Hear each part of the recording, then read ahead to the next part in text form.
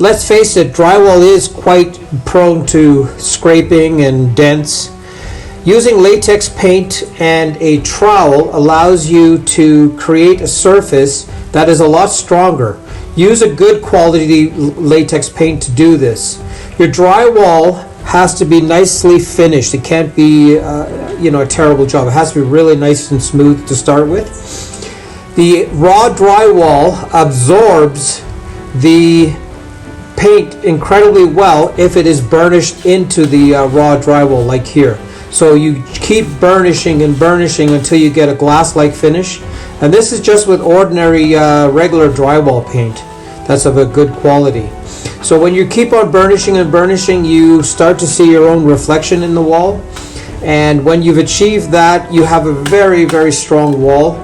So this pasting and burnishing is very effective when you want to create walls in high traffic areas so they don't scrape very easily. There's no additional materials added to this. It's just the latex paint, and it's being burnished into the wall incredibly strong. The only thing you can do wrong is leaving paint edges if you don't trowel it out nicely. So keep on burnishing, and don't worry about how it looks until you get to the end of it. The more you burnish, the higher the sheen, and the stronger the wall gets.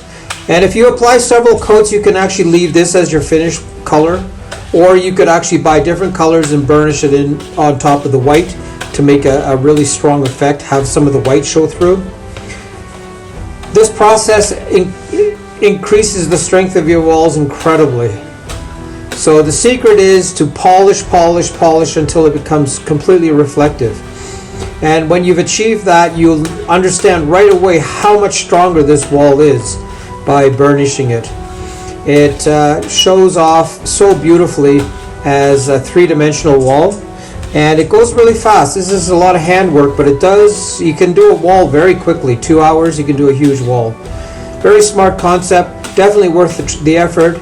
Give it a try. The next time you're going to start priming any walls, try to use a trowel instead of a paintbrush. You can see immediately after the paint dries what this actually does. It causes definite strength in the wall.